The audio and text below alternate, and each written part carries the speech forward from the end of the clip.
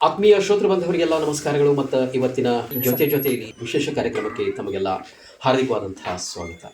ಆತ್ಮೀಯರೇ, ಇವತ್ತಿನ ಕಾರ್ಯಕ್ರಮ ನಮ್ಮ SSLC ಪರೀಕ್ಷೆ ಬರಿತಾ ಇರುವಂತಹ ವಿದ್ಯಾರ್ಥಿಗಳಿಗೆ ಮೀಸಲಾಗಿರುವಂಥದ್ದು. ಇವತ್ತಿನ ಕಾರ್ಯಕ್ರಮದ ವಿಷಯ ಬದಲಾದ SSLC ಪರೀಕ್ಷಾ ವಿಧಾನ ಮತ್ತು ಅದರ ಸಿದ್ಧತೆ. ಈ ಕುರಿತು ಇವತ್ತಿನ ಕಾರ್ಯಕ್ರಮದೊಳಗೆ ನಾವು ವಿಸ್ತಾರವಾಗಿ ಚರ್ಚೆ ಮಾಡೋಣ. ಈ ವಿಷಯಕ್ಕೆ ಸಂಬಂಧಿಸಿದಂತೆ ನಮ್ಮ ಜೊತೆಗೆ ತಮ್ಮ ವಿಚಾರಗಳನ್ನು ಹಂಚಿಕೊಳ್ಳುವುದಕ್ಕೆ ಇವತ್ತು ನಮ್ಮ ಜೊತೆಗೆ ಶಾಲಾ ಶಿಕ್ಷಣ ಇಲಾಖೆಯ ಕಲಬುರಗಿ ವಿಭಾಗದ ಅಪರ ಆಯುಕ್ತರಾಗಿರುವಂಥ ಡಾಕ್ಟರ್ ಆಕಾಶ್ ಎಸ್ ಅವರು ನಮ್ಮ ಜೊತೆಗಿದ್ದಾರೆ. ಡಾಕ್ಟರ್ ಆಕಾಶ್ ಎಸ್ ಅವರೇ, ತಮಗೆ ಹಾರ್ದಿಕವಾದಂಥ ಸ್ವಾಗತ ಮತ್ತು ನಮಸ್ಕಾರ. ನಮಸ್ಕಾರ. ವಿಧಾನ ಬದಲಾಗಿರುವಂಥ ಒಂದು ವಿಚಾರವನ್ನು ತಾವು ಹೇಳ್ತಾ ಇದ್ದೀರಿ. ಯಾವ ರೀತಿಯಾದಂಥ ವಿಧಾನ ಮೊದಲಿತ್ತು ಮತ್ತು ಈಗ ಏನು ಬದಲಾವಣೆ ಆಗಿದೆ ವಿಧಾನದೊಳಗೆ ಅನ್ನೋದ್ರ ಬಗ್ಗೆ ನಮ್ಮ ವಿದ್ಯಾರ್ಥಿಗಳಿಗೆ ಮಾಹಿತಿ ಮಾಡಿಕೊಡ್ತೀವಿ. ಮೊದಲನೇದಾಗಿ, ಈ ಹಿಂದೆ ಒಂದು SLC ಮೇನ್ ಎಕ್ಸಾಮ್ ನಡೀತಿತ್ತು, ಅದರ ನಂತರ ಒಂದು ಸಪ್ಲಿಮೆಂಟರಿ ಎಕ್ಸಾಮ್ ನಡೀತಿತ್ತು. ಮೇನ್ ಎಕ್ಸಾಮ್ನಲ್ಲಿ ಅನುತ್ತೀರ್ಣರಾದಂಥ ಸ್ಟೂಡೆಂಟ್ಸ್ಗಳಿಗೆ ಅವಕಾಶವನ್ನಿತ್ತು ಸಪ್ಲಿಮೆಂಟರಿ ಎಕ್ಸಾಮ್ನ ನಡೆಸಿ ತದನಂತರ ಅದರ ರಿಸಲ್ಟ್ ಕೊಟ್ಟು ಅವ್ರಿಗೆ ಅವಕಾಶ ಕೊಡ್ತಾ ಇದ್ವಿ PUC ಹಾಗೂ ಮುಂದೆ ಓದಲಿಕ್ಕಾಗಿ. ಈ ವರ್ಷ ಏನಾಗಿದೆ, ನಾವು ಮೂರು ಒಂದು ಪರೀಕ್ಷೆಗಳನ್ನ ಮಾಡ್ತಾ ಇದ್ದೀವಿ. 3 ಪರೀಕ್ಷೆಗಳು. ಮೊದಲನೇ ಪರೀಕ್ಷೆ ಇವಾಗ ಮಾರ್ಚ್ 25ನೇ ತಾರೀಕಿಂದ ಶುರುವಾಗಿ ಏಪ್ರಿಲ್ 6ನೇ ತಾರೀಕುವರೆಗೂ ನಡೆಯುತ್ತೆ. ಇದರ ಒಂದು ಟೈಮ್ ಟೇಬಲ್ನ ಈಗ ಆಲ್ರೆಡಿ ಎಲ್ಲ ಸ್ಕೂಲ್ಗಳಿಗೆ ಹಂಚಲಾಗಿದೆ, ವೆಬ್ಸೈಟ್ಸ್ನಲ್ಲಿ ಇದೆ.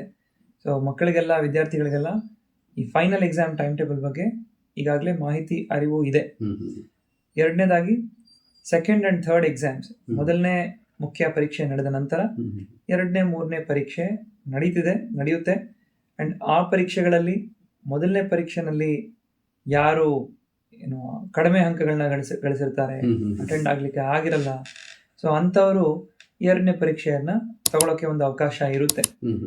ಅದೇ ರೀತಿಯಲ್ಲಿ 3ನೇ ಪರೀಕ್ಷೆನೂ ಕೂಡ, 2ನೇ ಪರೀಕ್ಷೆನಲ್ಲೂ ಕೂಡ ನನಗೆ ಕಮ್ಮಿ ಅಂಕ ಬಂತು ಅಥವಾ ಎಕ್ಸಾಮ್ ಪರೀಕ್ಷೆ ತೆಗೆದುಕೊಳ್ಳಕ್ಕೆ ಆಗ್ಲಿಲ್ಲ ಅಂತಂದವರು 3ನೇ ಅವಕಾಶವನ್ನ ಬಳಸ್ಕೊಳ್ಬಹುದಾಗಿದೆ.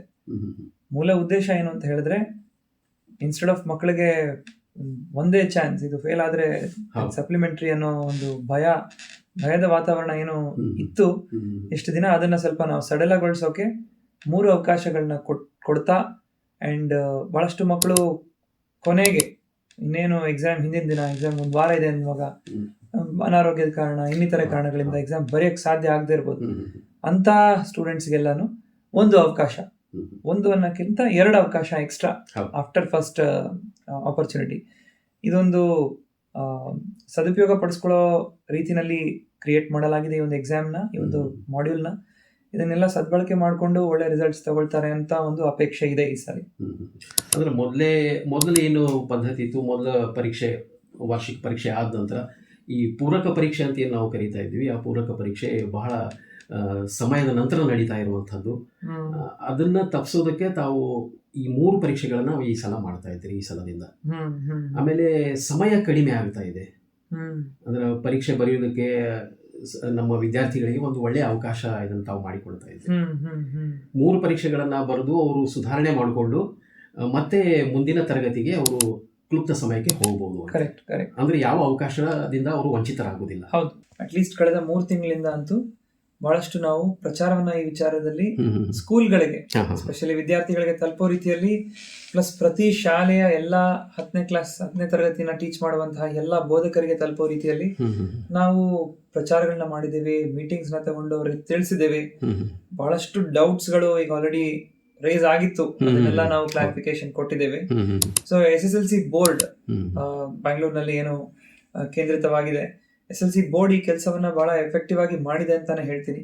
ಸೊ ಈಗ ಆಲ್ರೆಡಿ ಈ ರಾಜ್ಯದ SLC ಬರುತ್ತಿರುವ ಪ್ರತಿ SLC ಸ್ಟೂಡೆಂಟ್ಗೂ, 10ನೇ ಕ್ಲಾಸ್ ಸ್ಟೂಡೆಂಟ್ಗೂ ಇದ್ರ ಬಗ್ಗೆ ನಿಖರವಾಗಿ ಮಾಹಿತಿ ಇದೆ.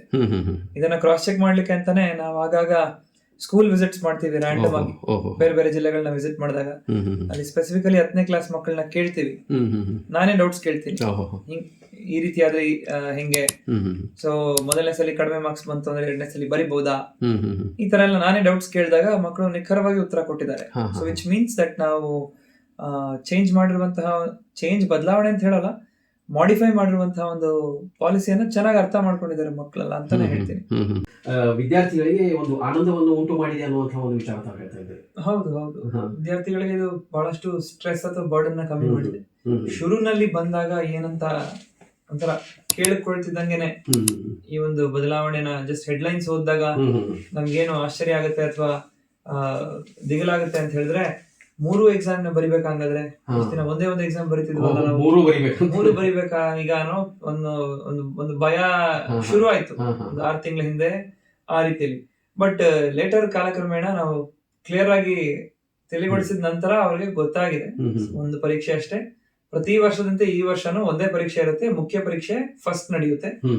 ಅದಾದ ನಂತರ ಆಸ್ ಆಪರ್ಚುನಿಟೀಸ್ ಇನ್ನ 2 ಪರೀಕ್ಷೆಗಳು ಬರ್ತವೆ ಅಂತ ಪೂರ್ಣವಾಗಿ ನಾವು ಅರಿತುಕೊಂಡು ಮುಂದಿನ ಪರೀಕ್ಷೆಗೆ ನಾವು ತಯಾರಿ ಮಾಡ್ಕೊಳ್ಬಹುದು ಅಂತೀರಿ. ಮಾರ್ಕ್ಸ್ ನೋಡ್ಬೇಕು, ಮಾರ್ಕ್ಸ್ ನೋಡ್ಕೊಂಡು ಫಸ್ಟ್ ರಿಸಲ್ಟ್ ಬರುತ್ತೆ.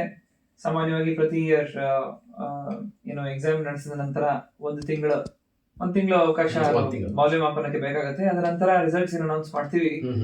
ಆ ರಿಸಲ್ಟ್ಸ್ ನ ನೋಡ್ಕೊಂಡು ಮಕ್ಕಳು ಡಿಸೈಡ್ ಮಾಡಬಹುದು ಮತ್ತೆ ಬರಿಬೇಕಾ, ಅನುತ್ತೀರ್ಣ ಆಗಿದೆಯಾ ಒಂದೆರಡು ಸಬ್ಜೆಕ್ಟ್ಸ್ ಅಲ್ಲಿ, ಕೆಲ ಸಬ್ಜೆಕ್ಟ್ಸ್ ಅಲ್ಲಿ, ಅಥವಾ ಮಾರ್ಕ್ಸ್ ನನ್ನ ಎಣಿಕೆಯಂತೆ ಬಂದಿಲ್ವಾ, ಈ ಎಲ್ಲ ಡೌಟ್ಸ್ ಅಥವಾ ಚಿಂತನೆಗಳಾದ ಸಮಯದಲ್ಲಿ 2ನೇ ಎಕ್ಸಾಮ್ಗೆ ಅವರು ಅಪ್ಲೈ ಮಾಡಬಹುದಾಗಿರುತ್ತೆ. 2ನೇ ಎಕ್ಸಾಮ್ ಕೂಡ ಬರೀಬಹುದು.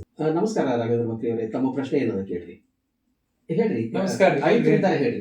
ನಮಸ್ಕಾರ.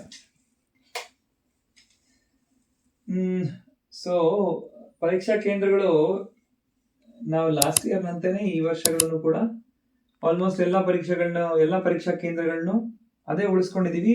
ಬಟ್ ನಮಗೆ ಸ್ವಲ್ಪ SSLC ಪರೀಕ್ಷೆಯಲ್ಲಿ ಈ ಕಾಪಿ ಹೊಡೆಯೋ ಪ್ರಕರಣಗಳು ಇದನ್ನೆಲ್ಲ ಕಮ್ಮಿ ಮಾಡೋ ಒಂದು ಕಾರಣದಿಂದಾಗಿ, ಪ್ಲಸ್ ಮಕ್ಕಳಿಗೂ ಸುಲಭವಾಗಬೇಕು ಅಂಡ್ ಒಳ್ಳೆ ಸೌಲಭ್ಯಗಳಿರುವಂತಹ ಶಾಲೆಗಳನ್ನ ಆಯ್ಕೆ ಮಾಡಬೇಕು ಅನ್ನೋ ಒಂದು ನಿಟ್ಟಿನಲ್ಲಿ ಈ ಬಾರಿ ಸ್ವಲ್ಪ ಆದಷ್ಟು ಗ್ರಾಮೀಣ ಹಂತದ ಪರೀಕ್ಷಾ ಕೇಂದ್ರಗಳನ್ನ ಕಡಿಮೆ ಮಾಡಿ ಹೋಬಳಿ, ತಾಲೂಕು ಮತ್ತು ಜಿಲ್ಲಾ ಮಟ್ಟದ ಪರೀಕ್ಷಾ ಕೇಂದ್ರಗಳನ್ನ ಜಾಸ್ತಿ ಮಾಡಿದ್ದೇವೆ. ಸೊ ಹಂಗಾಗಿ ಸಾಧ್ಯವಾದಷ್ಟು ಮೋಸ್ಟ್ಲಿ ಪ್ರೈವೇಟ್ ಸ್ಕೂಲ್ಸ್ ಯಾವ್ದೆಲ್ಲ ಸೆಲೆಕ್ಟ್ ಮಾಡ್ಕೊಂಡಿದೀವಿ ಅಲ್ಲೆಲ್ಲವೂ ಎಲ್ಲ ಸ್ಕೂಲ್ಸ್ ನಲ್ಲಿನೂ ಕೂಡ CC ಕ್ಯಾಮ್ರಾ ಅಳವಡಿಸಲಾಗಿದೆ. ಅದನ್ನ ಈಗ ಹೆಂಗಿದ್ರು ಪ್ರಿಪರೇಟರಿ ಎಕ್ಸಾಮ್ ನಡೀತಾ ಇದೆ, ಈ ಟೈಮ್ನಲ್ಲಿ ಒಂದ್ಸಲಿ ಹೋಗಿ ಚೆಕ್ ಮಾಡಕ್ಕೆ ಕೂಡ ನಮ್ಮ ಆಫೀಸರ್ಸ್ಗೆ ನಾನು ತಿಳಿಸಿದ್ದೀನಿ. ಆ CC ಕ್ಯಾಮ್ರಾ ವರ್ಕ್ ಆಗ್ತಿದೆಯಾ, ಅದು ಇಂಟರ್ನೆಟ್ ಮುಖಾಂತರ ವೆಬ್ಕಾಸ್ಟ್ ಆಗುತ್ತಾ. ಸೊ ಈ ರೀತಿಯಾಗಿ CC ಕ್ಯಾಮ್ರಾಗಳನ್ನ ಉಪಯೋಗಿಸ್ಕೊಂಡು ಆದಷ್ಟು ಮಾಲ್ ಪ್ರಾಕ್ಟೀಸಸ್ ನ ಕಡಿಮೆ ಮಾಡೋ ಒಂದು ಉದ್ದೇಶ ಇದೆ.